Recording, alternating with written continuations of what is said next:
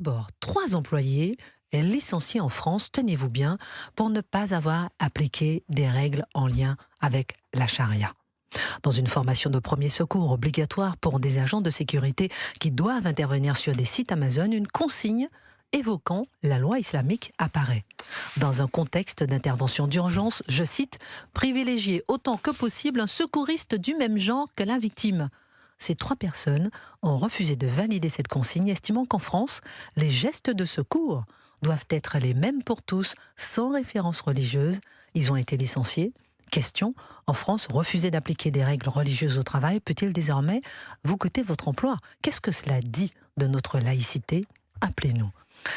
Au 01 80 20 39 21. D'abord, Gilbert Collard, Oui. quel regard portez-vous sur ce fait? 3 employés en France licenciés parce qu'ils n'ont pas appliqué les textes de la charia. Il n'y a pas que le licenciement qui pose problème. Bien sûr. Le vrai problème, c'est que on puisse, au même moment où des dingos veulent supprimer la moindre illusion de crèche où elle se trouve, qu'on puisse intégrer dans un texte qui ordonne des comportements sanitaires en plus, Qui de ordonne. premiers soins, une règle religieuse. Parce que la charia, c'est la voie. Hein, c'est la loi islamique qui ne figure. Pardon, Gilbert Collard, je vous interromps, vous n'avez même pas commencé, pardon, mais je veux dire que ce sont effectivement, Gilbert Collard, des gestes de premier secours. C'est ça. C'est-à-dire que Et oui. c'est une question de vie, Et de voilà. mort, et à ce C'est moment-là, ça, voilà, on c'est ça vous qu'il faut demande voir. de Voilà. choisir uniquement des gens du même Voilà. sexe. C'est-à-dire que une femme se trouve en situation de danger, il n'y a qu'un homme pour la secourir, normalement il devrait commettre le délit de non-assistance à personne en danger en n'intervenant pas. Mais franchement, ça va plus loin.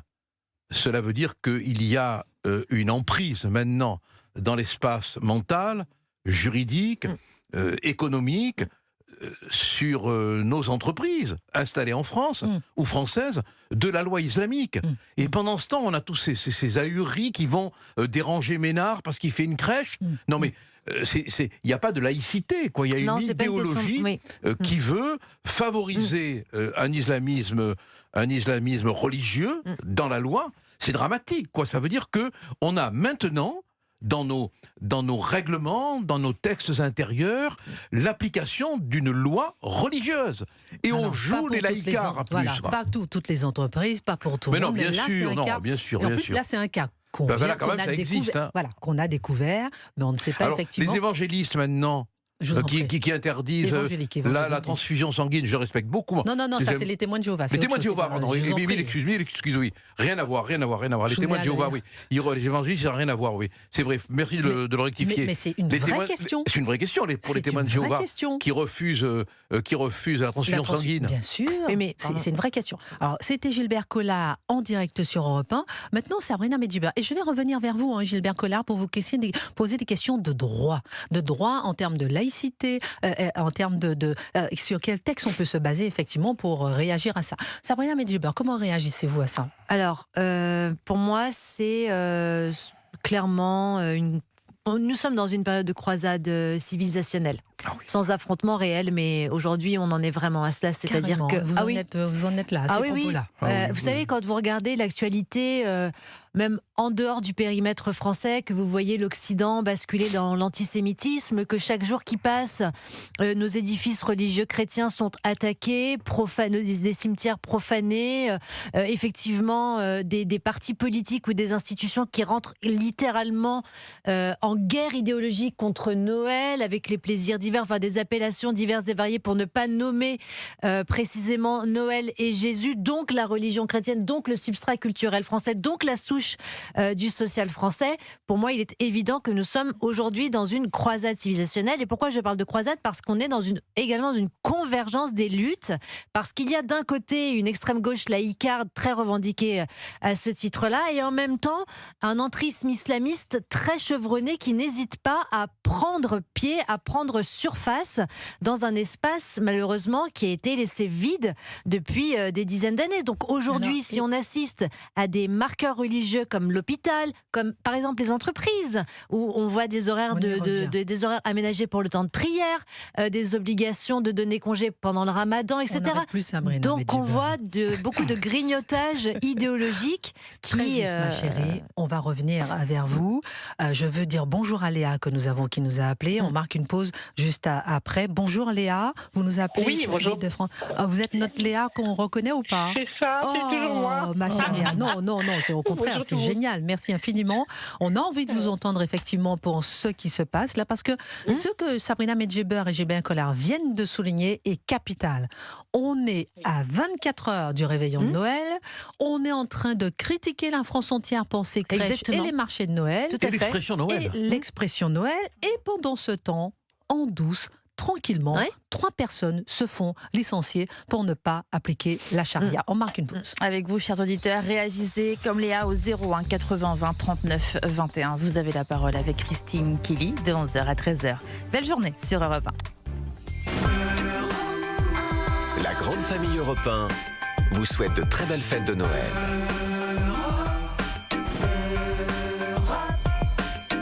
Joyeux Noël sur Europe 1.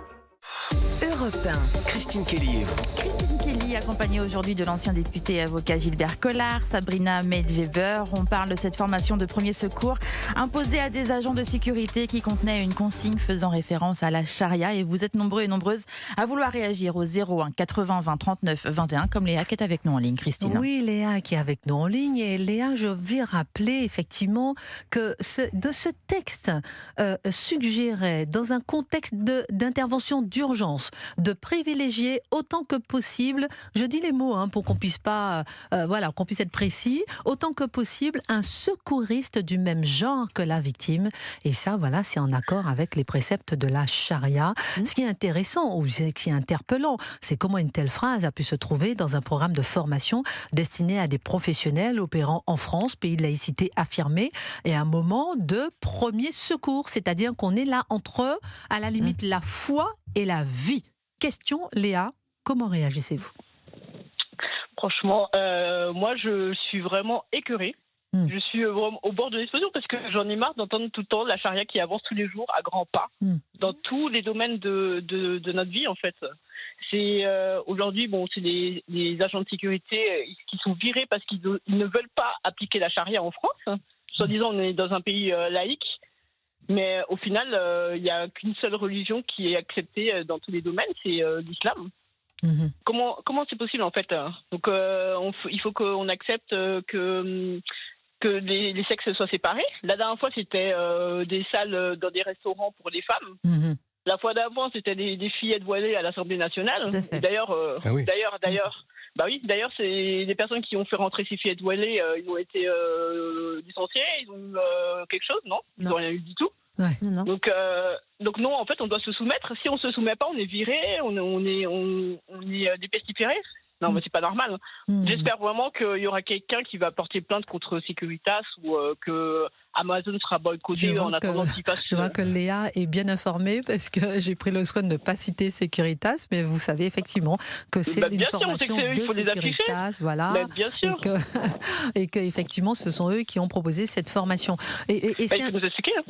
Comment? Si on en a en Arabie Saoudite, il faut nous expliquer si on en a en Arabie Saoudite ou si on a fait importer l'Arabie Saoudite ou un pays islamique en France et que nous on doit se soumettre, sinon on meurt, je sais pas. Oui, c'est ça. Mais est-ce qu'on peut retarder un secours pour des raisons culturelles, pour des raisons cultuelles, pour des raisons de foi, Léa? Et ensuite, c'est n'importe quoi. Donc en fait, s'il y a une femme qui est qui a une crise cardiaque, qui a que des hommes là pour l'aider et qui connaissent les soins de premier secours, ils disent non, la secourez pas, ils vont la laisser mourir en fait, c'est ça. C'est ce qu'ils appellent liberté, égalité, fraternité. Non, il manque quelque chose. Ça va pas du tout. Restez en ligne avec nous. Gilbert Collard veut réagir. Oui, l'Occident chrétien avait établi une règle dans l'ancien droit: qui peut et n'empêche, pêche. Et ça a donné naissance au délit de non-assistance à personne en danger. C'est ça. Il n'y a pas un seul précepte religieux, quelle que soit la religion. quelle que soit la religion, qui peut empêcher l'intervention pour sauver une vie.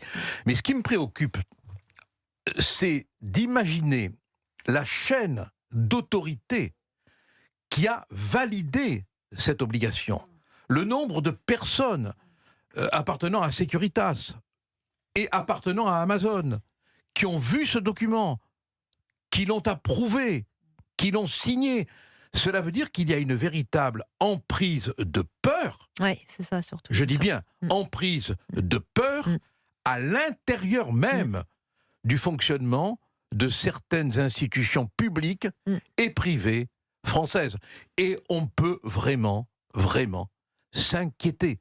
Parce que tout cela remonte à une organisation qui est bien au-dessus et qui, comme elle est au-dessus, irradie au-dessous. Merci Gilbert Collard en direct sur Europe 1. Léa, restez en ligne. Jean nous appelle de la Drôme, on l'aura dans un instant, mais Sabrina Medjeber, Gabrielle Cluzel, on pense à elle. Je pense effectivement, Gilbert Collard, je prends l'article du Code pénal, l'article 223.6, oui.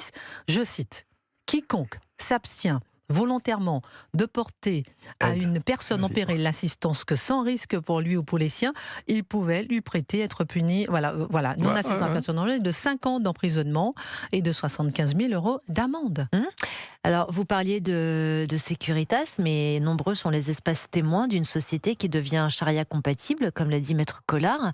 Pourquoi ? Parce que nous intériorisons collectivement une tétanie qui est celle d'être taxé de raciste, de fasciste, de colonialiste, d'esclavagiste ou d'islamophobe, parce que on critiquerait l'islam. Non, c'est pas du tout une critique de la religion, c'est simplement que nous refusons, les Français collectivement, qu'une religion s'impose et à la fois dans notre droit et à la fois dans nos mœurs. Et une fois de plus, il m'apparaît, au titre de ce phénomène, que ce sont toujours les femmes qui sont malheureusement victimes. Pourquoi refuse-t-on de toucher le corps d'une femme ? Qu'est-ce que ça signifie ? Il y a un scotum, comme on dit en psychologie, là.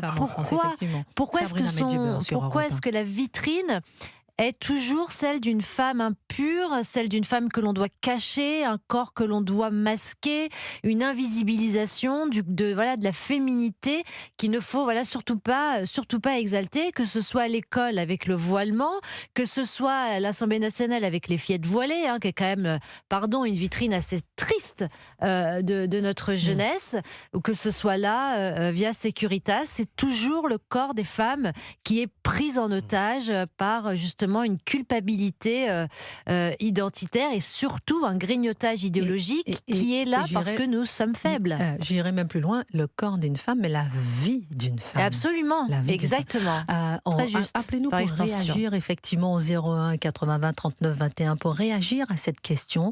Est-ce que vous trouvez normal qu'en France, on puisse licencier des employés parce qu'ils n'appliquent pas, en quelque sorte, la charia ? Léa, vous êtes en ligne toujours avec nous, vous nous appelez d'Île-de-France, et je veux peut-être vous faire rebondir au mot de Gilbert Collard lorsqu'il dit que, en fait, finalement, c'est la peur qui règne. Il y a 3 personnes qui n'ont pas eu peur, qui ont osé se dresser, s'appuyer sur ce texte de la Constitution française, article 1er de la Constitution de 1958, je cite, La France est une république indivisible, laïque, démocratique et sociale. Et voilà que ces 3 personnes ont été licenciées, Léa. En fait, ces 3 personnes sont des héros, en fait, ce sont des héros de la République, parce que c'est les seuls qui font respecter soi-disant la laïcité. Tous les autres, ils se sont, entre guillemets, agenouillés, ils ont eu peur de perdre soit leur travail ou bien d'être menacés, parce que maintenant qu'on ne veut pas se soumettre à la charia ou aux lois islamiques, soit on est menacé de mort, ou soit on est comme là licencié. Donc c'est pas normal. C'est pas normal. En fait, on est une totale inversion de toutes les valeurs en France, et c'est de pire en pire. Tout à fait, totale inversion de valeur. Merci beaucoup Léa pour votre appel. Merci infiniment de nous avoir appelé, d'être fidèle à Christine Kelly et vous, ma chère Léa.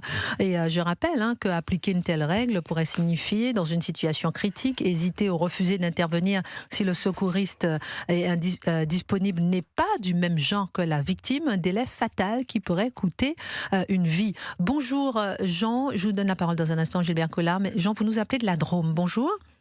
Oui, bonjour Christine. Bonjour. Bonjour, mon cher Jean. Comment réagissez-vous effectivement Je vais vous lire, mon cher Jean, ce qu'ont répondu les agents qui ont été licenciés. Je cite. En tant que responsable sur le terrain, nous sommes en première ligne. Je ne peux accepter des instructions qui me mettraient en contradiction avec la loi et risqueraient de mettre des vies en danger. Comment réagissez-vous, Jean? Écoutez, on est face une fois de plus à la dictature islamique. Ouais. Il faut bien l'appeler ainsi. Puisqu'effectivement, aujourd'hui, nous ne gouvernons pas, nous ne décidons pas. Et je pense que les paroles ne suffiront pas. Il faut rentrer en résistance contre cette dictature, contre cette invasion islamique qui, effectivement, nous pourrit la vie et est un facteur d'injustice permanent. Oui, c'est incroyable ce que vous dites, la dictature islamique. Vous ne pensez pas que les mots sont un peu forts quand même, dictature islamique? Parce que, je ne sais pas, je pose la question, je vois que Gilbert Collard dit non de la tête, mais lorsqu'on voit que finalement, comment dirais-je, ce n'est pas une crèche affichée, Gilbert Collard. Restez en ligne avec nous, hein, Jean. Ce n'est pas une crèche affichée, ce n'est pas une croix affichée, ce n'est pas un voile affiché, c'est en douce, tranquille. Oui, bien sûr, oui. Vous voyez ce que je veux dire? Alors, est-ce qu'on peut dire que c'est une dictature islamique? Mais oui, c'est ça l'installation. Et appelez-nous si vous voulez réagir. De la dictature, parce qu'on discipline la pensée. Ouais. Voilà, on discipline la pensée. C'est ça qui est effrayant, quoi. C'est comme ça qu'on arrive, du reste, d'après Hannah Arendt, on en parlait tout à l'heure, au Troisième Reich. Ouais. On commence par discipliner la pensée. Et on est en plein dedans. Alors maintenant, ce qui va être très important, très très important, c'est de savoir ce que le Conseil des prud'hommes va juger. Considérera-t-il qu'il y a un licenciement abusif? Normalement, je pense que c'est ce qui va être jugé. Après, il y aura un appel, après une cassation, et ça va être quand même... Du coup, Securitas a ouvert la porte à un moyen d'obtenir une décision de justice. Exactement. Espérons qu'elle sera bonne. Alors, moi, je lance un appel, là, en direct sur Europe 1, il est 11h25, bientôt 26. Si vous êtes un des 3 agents licenciés, contactez-nous, appelez-nous, ah oui, bien sûr. Racontez-nous, téléphonez-nous. Au 01 80 20 39 21. Pour témoigner effectivement de ce qui s'est passé et puis effectivement pour voir si on pourrait, quelle suite vous donner à tout ça. Alors Jean, voilà, vous étiez en train de dire à quel point effectivement on est en dictature islamique. Est-ce que vous dites aussi, il y a à la fois effectivement, il y a 2 phases, il y a à la fois cette charia qui s'applique sans vraiment à dire son nom, et puis il y a à la fois effectivement la vie des personnes qui sont en jeu, la vie, c'est-à-dire que c'est vraiment en limite, en premier secours. Je veux dire que lorsque la vie de quelqu'un est en danger, alors que la loi française dit qu'on ne peut pas mettre la vie de quelqu'un en danger, on voit que la plupart finalement de ceux qui ont accepté cette formation ont préféré la loi de la charia, je caricature un peu finalement, que la loi de la France. Ben, bien sûr. C'est ça, Jean. Écoutez, de toute façon, j'ai bien écouté ce que dit Gilbert Collard, il a tout à fait raison, et je pense que les prud'hommes, tout de même, vont prendre une décision en faveur de ces 3 personnes qui sont victimes d'une injustice, mais vous verrez que si cette décision est prise par les prud'hommes, les quartiers vont bouger, parce que chaque fois qu'il y a une décision qui est prise, effectivement, ce sont les quartiers, la rue qui bougent, et devant cela, personne ne fait rien, on parle beaucoup de tweets, mais aucune action. Il va bien falloir, effectivement, prendre une action qui soit plus contraignante contre ces personnes qui effectivement font régner une loi islamique permanente. Merci beaucoup Jean pour votre appel de la Drôme. Merci beaucoup. Comme Jean, appelez-nous au 01 80 39 21 pour réagir à ce fait. On a Jean-Paul qui nous appelle du Var. Bonjour Jean-Paul. Bonjour Christine, bonjour à toutes et à tous. Bonjour Jean-Paul. Vous savez quoi mon Jean-Paul? Avant même de dire votre premier mot, parce que j'ai envie de vous entendre, on va marquer une pause parce que c'est 11h30 bientôt le JT. Et on va marquer une pause et on a envie de vous entendre juste après pour savoir effectivement comment vous réagissez à ces 3 personnes licenciées pour ne pas avoir en quelque sorte appliqué les règles en lien avec la charia. Et comme Jean-Paul réagissait aussi au 01 80 20 39 21, 11h28, à tout de suite avec Christine Kelly sur Europe. Et d'abord, pour l'instant, nous sommes en train de parler de la France et de la charia avec ces 3 employés licenciés en France pour ne pas avoir appliqué des règles en lien avec la charia dans une formation de premier secours obligatoire pour des agents de sécurité qui doivent intervenir sur des sites Amazon. Une consigne évoquant la loi islamique apparaît. Dans un contexte d'intervention d'urgence, privilégier autant que possible un secouriste du même genre que la victime. Les 3 personnes ont refusé, elles ont été licencié. Réagissez au 01 80 20 39 21. Merci de nous rejoindre. Vous écoutez Christine Kelly et vous, 11h33 sur Europe 1. 11h, 13h. Christine Kelly sur Europe 1. Oh oui, alors nous sommes en ligne avec Jean-Paul. Pardon, je vous ai interrompu dès votre première respiration. Vous nous appelez du Var. Bonjour pour réagir, mon cher Jean-Paul, je vous écoute. Merci. Eh bien, écoutez, moi déjà, je suis surpris qu'il n'y ait que 3 personnes qui aient refusé cela. J'avoue. Ça, c'est ma première réflexion. Je pense que si la France n'était pas devenue ce qu'elle est, c'est-à-dire un pays, un État d'une telle faiblesse, de nombreuses personnes pourraient refuser cela.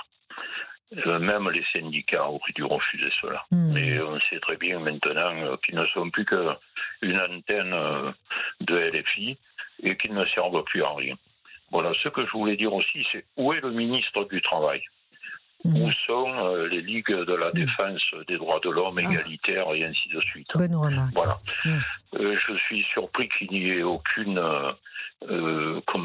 réflexion sur le sujet d'un membre du gouvernement, et notamment du ministre du Travail. Je trouve cela scandaleux. Et personnellement, je félicite les personnes qui ont eu ce courage. Parce que tout cela suffit. On est en train de se soumettre à tout et n'importe quoi dans ce pays. On est en train de laisser des agriculteurs dans la détresse. On est en train de ruiner tout l'artisanat. On est en train de ruiner l'hôpital. On est en train de ruiner l'école. Je veux dire, Macron et le gouvernement successif qu'il y a eu depuis des années ne sont que des destructeurs de ce qu'était la France. Voilà. Et je suis pas scandalisé, mais je suis attristé de voir la faiblesse, de voir la soumission dans laquelle nous sommes tombés. Et j'aimerais que les personnes à qui il reste un peu de bon sens, enfin se réveillent, se relèvent, n'acceptent plus cette espèce de défaite qui nous écrase comme un rouleau compresseur, qu'on laisse le pouvoir à Mélenchon petit à petit, alors qu'il n'est pas élu, alors que... Et tout ça est en train de laminer la France complètement. Et bientôt, il ne restera plus rien de notre pays. Il ne restera plus rien de notre pays. Il va suffire que Macron, quand il aura fini de jouer aux petits soldats, envoie nos soldats en Ukraine et il ne restera plus rien de notre pays. Voilà. C'est une question qu'on se pose, effectivement, Jean-Paul. Honnêtement, je l'ai vu hier à la télévision, mais je me suis dit, mais c'est pas possible. Ce matin, on l'a vu en séance de sport, ce matin, avec le coach. Quel est cet homme, ce président de la République, en short, en basket? Il a le droit d'être en short et en basket, il a le droit, mais c'est vrai qu'on a envie que le pays fonctionne. Mais ça suffit. Mais il a le droit de se retrousser les manches pour mettre de l'ordre en France, Madame Kelly, excusez-moi, mais voilà. Tout ça est lamentable, ce sont des gesticulations, ce sont des choses qui n'amènent rien à la situation du pays, si ce n'est de se mettre en scène. Enfin, c'est un acteur, c'est pas un président de la République, c'est un acteur de télévision, de série. Voilà, de série B même, tellement ça devient insupportable à la fin. Et on a envie que les entreprises françaises aussi puissent appliquer les textes de la République, qu'elles puissent effectivement... Et j'entends votre cri et votre appel, c'est intéressant, enfin pas que c'est intéressant, mais c'est poignant, moi, d'entendre à chaque fois les auditeurs tous les jours être clairvoyants, comme vous, Jean-Paul, sur le terrain, de voir un peu ce qui se passe, de voir ce déclin ce qui passe à tout niveau que vous avez décrit tout à l'heure, mon cher Jean-Paul. C'est un déclin, c'est un véritable déclin. Et je pense à mes enfants, à l'avenir de mes enfants, de mes petits-enfants aussi, madame. Et je trouve ça dramatique. Gilbert Collard, opine du chef. Ah oui. On pense à nos enfants. Merci beaucoup pour votre appel, mon cher Jean-Paul, pour avoir partagé votre regard effectivement sur cette situation. Je vais prendre après Tim et Célia qui nous appellent. Mais je vais vous le rappeler, effectivement, vous êtes sur Europe 1, nous sommes en train de parler de la France et de la charia, nous sommes en train de parler de ces 3 3 employés licenciés en France pour ne pas appliquer des règles en lien avec la charia. N'hésitez pas à nous appeler, ma chère Géraldine. Oui, au 01 80 20 39 21. Vous aussi, ça vous fait réagir, Géraldine, j'ai vu tout à l'heure ce sujet. Tout à fait, exactement. Ouais, c'est pas normal. Ouais, c'est pas normal.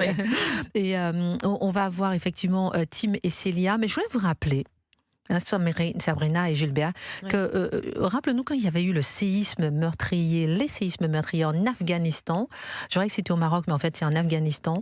La raison, sur le terrain, les sauveteurs qui sont des hommes ne sont pas autorisés à toucher des femmes sur l'assentiment de leurs parents, parce qu'on avait constaté que des femmes sont restées en souffrance et à mourir des suites de leurs blessures parce qu'il n'y avait pas de sauveteur pour venir en aide. De même, seules les femmes sont autorisées à les soigner.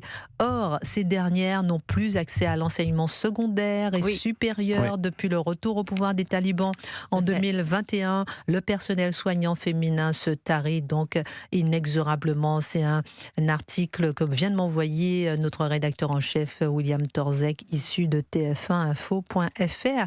Ça pose des questions. Je vous prends dans un instant Gilbert et Tim, Célia et Tim, pardon, Gilbert Collard et ensuite Sabrina Medjeber. Réaction. Gilbert, c'est... Oui, Gilbert. je croyais que c'était toi qui avais la parole. Il veut du chocolat pour... Non, je croyais que c'était la question, Sabrina qui avait la parole. La non-assistance à personne en danger prime-t-elle sur toute autre considération? Une formation professionnelle peut-elle intégrer des règles religieuses, Gilbert? Le refus d'appliquer une consigne contraire à la loi peut-il justifier un licenciement? Non, mais ça veut dire qu'il n'y a pas un juriste qui ne soit pas intoxiqué gravement idéologiquement qui peut répondre positivement à cette question. Aucune règle religieuse, voire règle idéologique, ne peut autoriser qu'on mette en danger la vie d'autrui. Il faut quand même savoir qu'en Tunisie et au Maroc, et en Algérie aussi, je crois, mais là j'ai un doute, la charia n'est pas dans la Constitution. Mais mon chéri, mon cher Gilbert et ma chérie, ma chère Sabrina, on me dit tout le temps que j'appelle tout le monde mon chéri, ma chérie. Imagine un seul instant que vous, je ne sais pas, vous êtes en situation d'urgence quelque part en France. D'accord? C'est toujours non-assistance à personne en danger. Oui, bien évidemment. Mais quelqu'un vous regarde mourir juste parce qu'il se dit qu'il ne doit pas appliquer, il ne doit pas vous toucher. Mais c'est la folie. On en est là en France. C'est la folie religieuse. Voilà, la folie entre la barbarie et la civilisation. On marque une pause et je vais vous raconter une petite histoire qui m'est arrivée. Géraldine, à moi, elle veut parler aussi. Et puis on aura Célia, on aura Tim. Mais appelez-nous parce qu'il y a beaucoup de choses à dire. Je commence à être énervée. C'est la folie religieuse. Un peu de chocolat, ça vous ferait du bien. 01 80 20 39 21. 11h41. À tout de suite sur Europe 1. Europe 1, Christine Kelly et vous. La suite à 11h43 sur Europe 1. Christine, toujours accompagnée de vos deux chroniqueurs du jour, l'ancien député et avocat Gilbert Collard et de Sabrina Medjeber. Nous continuons de parler de cette formation de premier secours imposée à des agents de sécurité qui contenait une consigne faisant référence à la charia. Et vous êtes très nombreux, chers auditeurs, à réagir au 01 80 20 39 21. Alors Célia est en ligne. On va lui dire bonjour dans un instant parce qu'elle travaille à la banque. Figurez-vous, je vais vous raconter une histoire. Un jour, je suis chez moi, il est 17h. J'habite un endroit où il faut à peu près 4 codes pour accéder à chez moi. Donc si quelqu'un sonne à ma porte, c'est une forteresse chez vous. Voilà, c'est que quelqu'un a quand même passé les bien sûr. On est d'accord. Bien sûr. Quelqu'un sonne, dring. Je bondis, je regarde. C'est pas mon gardien, c'est la police. Avec le brassard police. J'ouvre la porte, 2 policiers sonnent chez moi pour la première fois de ma vie. Bonjour madame, vous êtes bien madame Kelly? Oui. Je leur dis d'entrer. Et ils me disent, on vient pour vous, pour non-assistance à personne en danger. Alors là, je bondis. Je vous raconte ça, parce que ça me vient comme ça, parce que c'est un rapport avec notre sujet. Donc on vient, la police vient chez moi pour non-assistance à personne en danger. Et vous savez ce qui s'était passé? C'était une fan qui avait fait une tentative de suicide devant chez moi et qui avait ensuite porté plainte à la police pour non-assistance à personne en danger. Je n'étais pas là. Et voilà, le piège incroyable. Pour vous montrer à quel point déjà comment les gens sont malades de nature, mais comment la police vient chez moi, Gilbert Collard, vous qui êtes un homme de droit, pour non-assistance à personne en danger. Je n'étais même pas là. Ouais.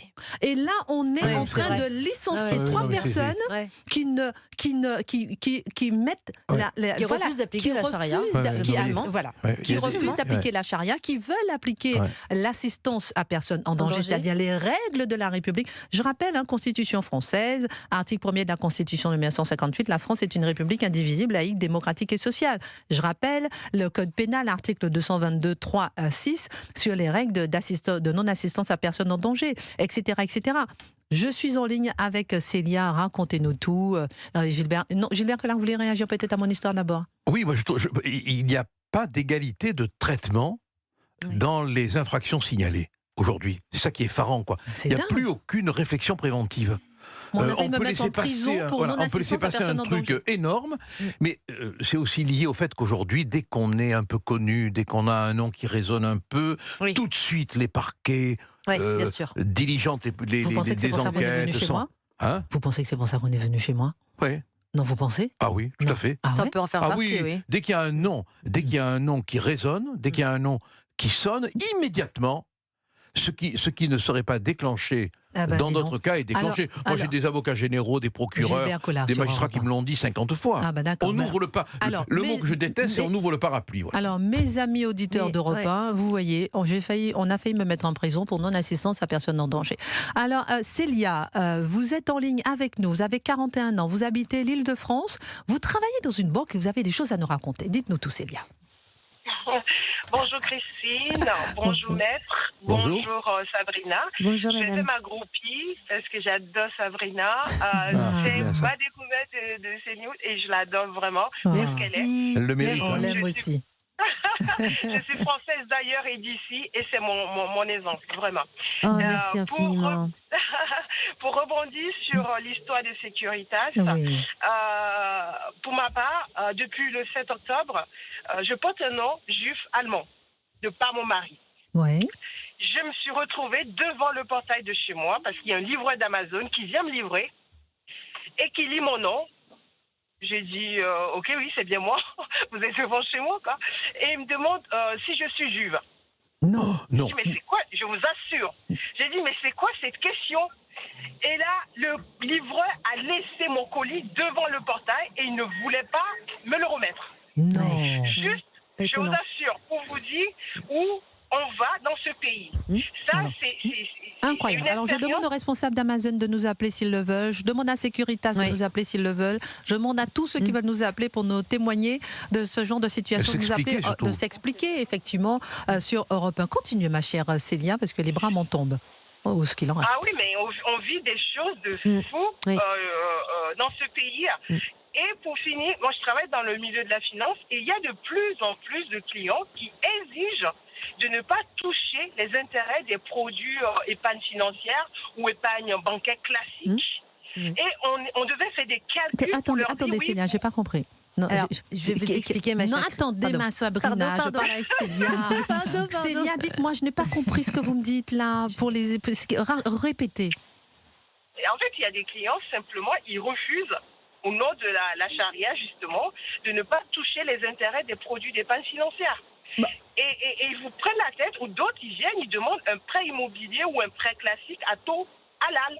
Je vous assure. Alors, Et quand donc- ça m'est arrivé d'expliquer la réglementation et d'expliquer que ce que vous me dites, c'est pas possible, et ils me traitent d'islamophobe. Aujourd'hui, on en est là parce qu'il y a des partis politiques qui ont des accointances avec des idéologies qu'ils veulent nous imposer en France et en Europe. Ah. Vous imaginez, moi, en tant que chrétienne, je débarque en Arabie Saoudite où la charia est appliquée et j'exige que tous les Saoudiens écrivent partout Joyeux Noël ou se convertissent au christianisme ou je leur impose de réciter le chapelet tous les jours. Vous imaginez ça? Mais en France, on est obligé de dire Amen au nom de la diversité. Moi, je suis une personne de couleur. Au nom de la diversité, on doit tout accepter. Ça devient insupportable et on en est là à licencier des gens qui refusent de laisser des gens mourir. Parce que là, il s'agit d'une question de vie ou de mort. De vie ou de mort. Exactement. On ne peut pas choisir selon le sexe, le genre des gens. Ok, aujourd'hui, il y a énormément de transgenres. Comment on fait s'il y a un transgenre Ouais. selon bien, la très loi juste. de la charia? Très juste, Tim. très bonne question. Très bonne Célia, question. restez en ligne avec nous. Je vous sens très remontée par rapport à ce que vous vivez au quotidien. Elle est bien. Je ne pourrais même pas imaginer que ça puisse exister. Alors Sabrina, expliquez-moi, parce que là, je ne comprends pas cette histoire d'intérêt. Alors, sans rentrer dans les détails, ma chère Christine, je vais être sommaire. En fait, l'intérêt est haram dans la finance islamique. C'est la raison pour laquelle ils ont leur propre banque islamique. Et la première, d'ailleurs, a été inaugurée à Berlin, il faut le savoir. La première banque islamique, parce que pour les chariatiques, l'intérêt relève du profit du capitalisme occidental, etc., de la civilisation. Et alors, j'ai dit que j'allais être sommaire, mais c'est en lien aussi avec malheureusement la judaïté, le droit d'usure, etc. Ça remonte à aussi une substance théologique. Enfin bref, l'intérêt, il est haram en islam. Alors Célia, vous qui êtes en lien avec nous, comment vous réagissez lorsque vous êtes quotidiennement confrontée à cette islamisation au sein de la banque, où vous travaillez? C'est compliqué parce que figurez-vous qu'aujourd'hui, il y a des responsables qui sont de confession musulmane et d'autres qui tolèrent, qui des fois même parlent en arabe devant les clients, et moi je comprends rien. Du coup c'est compliqué, mais ils sont obligés de me taire, de faire ce qu'ils disent, ou ils viennent, ils parlent en arabe, ils expliquent. Moi, j'en peux plus avec ce climat. Vous voyez, j'en peux plus. Et je suis dans un milieu où pour licencier quelqu'un, c'est très facile. On peut vous licencier, on fouille dans vos dossiers de conformité, on trouve tout et rien, on vous licencie tout de suite. C'est plus facile. Ça, dans le milieu bancaire, c'est de l'abus de licencier des gens sans vraiment dire la raison. On va dire, non, pour ce dossier, tu as été non conforme et on te licencie. Et toi, tu sais très bien le motif réel caché, le sous-jacent de ce licenciement. Mais tu ne peux pas justifier cela parce que c'est opaque. Et c'est très compliqué devant les prud'hommes à justifier en fait. Donc c'est plus facile, encore une fois, de se faire licencier au lieu de respecter les lois de la République. Merci beaucoup Célia pour votre appel. C'était très intéressant. Poignant, puissant, qui témoigne de la réalité du terrain. Encore une fois, vous, auditeurs d'Europe 1, merci de nous informer de ce qui se passe et de ce que vous vivez au quotidien, ma chère Géraldine. Oui, au 01 80 20 39 21. Vous vouliez y réagir aussi, je crois, tout à l'heure, Géraldine? Oui, tout à l'heure, on parlait du sujet sur la non-assistance en personne en danger. Je prendrais l'exemple exactement d'une femme qui accouche en urgence. On fait quoi si c'est un médecin homme qui s'occupe d'elle aux urgences? On essaie de trouver une femme, absolument. Mais on met en danger la femme et son bébé. C'est grave. Ça en dit long sur l'importance de la femme, du reste, dans la charia. C'est ce que je disais tout à l'heure. Et puis la France et sa loi, ses textes de loi qui protègent la femme, qui protègent tout le monde. Au nom de la démocratie, la démocratie contre elle-même, au nom de l'égalité. La loi n'a plus de sens. La loi n'a plus de sens, mais pourquoi est-ce qu'on oblige certains à la respecter par un moment et parfois non? Gilbert Collard, ça y est, il me répond même plus. Pardon? Non, mais c'est vrai que la loi n'a plus de sens. Oui, la loi n'a plus de sens. C'est fou, mais comment est-ce qu'on oblige certains à respecter la loi et puis d'autres fois on s'assied sur la loi française pour faire appliquer d'autres textes qu'on n'a jamais vus en France. Mais la pire chose qui nous est arrivée, c'est l'idéologisation de la loi. Absolument. On n'a pas mesuré la gravité, mais gigantesque de ce phénomène. Géraldine. Non, je suis curieuse de savoir si ces deux employés vont oser aller devant les prud'hommes. Oui, vont-ils oser le faire? faire? On appelle encore à ces employés de nous contacter s'ils le souhaitent. Et est-ce que les prud'hommes vont donner raison à ces deux employés? C'est ça. C'est ça la question. À suivre. On suivra le dossier.